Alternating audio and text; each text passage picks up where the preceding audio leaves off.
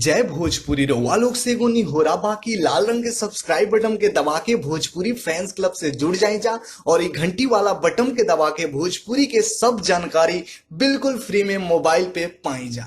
परिणाम भोजपुरिया जहान हम पंडित अनिकेत तिवारी आप लोग के स्वागत कर रहा बानी आप लोग के भाषा वाला आप लोग के favourite channel Bhojpuri fans club में। पावर स्टार पवन सिंह बन गए प्रोड्यूसर। जी हाँ भैया, आप लोग के बता दी भैया कि पवन सिंह अपन प्रोडक्शन हाउस जी हाँ माँ अंबा फिल्म्स के बैनर द्वारा पहिलका फिल्म बनावे जा रहा बड़े, जो फिल्म के नाम बा साइको सैया, जोड़ा में आप लोग के पवन सिंह और रितेश पांडे के जोड़ी देखे के मिली। जी हाँ भैया, पहला बार एगो फिल्म में आप लोग के रितेश पांडे और पवन सिंह दिखाई दिहन और ये फिल्म के प्रोड्यूसर बड़े पावर स्टार पवन सिंह के चाचा जी अजीत सिंह जी और पवन सिंह के प्रोडक्शन हाउस द्वारा पहिलका फिल्म बन रहा बा। पवन सिंह के प्रोडक्शन हाउस के नाम है माँ अंबा फिल्म्स, यूट्यूब चैनल भी बा और वही प्रोडक्शन हाउस के द्वारा पहिलका फिल्म बना रहा बड़े पावर स्टार पवन सिंह, जो फिल्म के डायरेक्टर बड़े देवेंद्र तिवारी जी। और साथ ही साथ भैया आप लोग बता दी कि जो म्यूजिक प्रोड्यूसर बड़े वो बड़े बॉलीवुड के मशहूर म्यूजिक डायरेक्टर आदित्य देव जी। एक अलावा फिल्म में म्यूजिक दिहन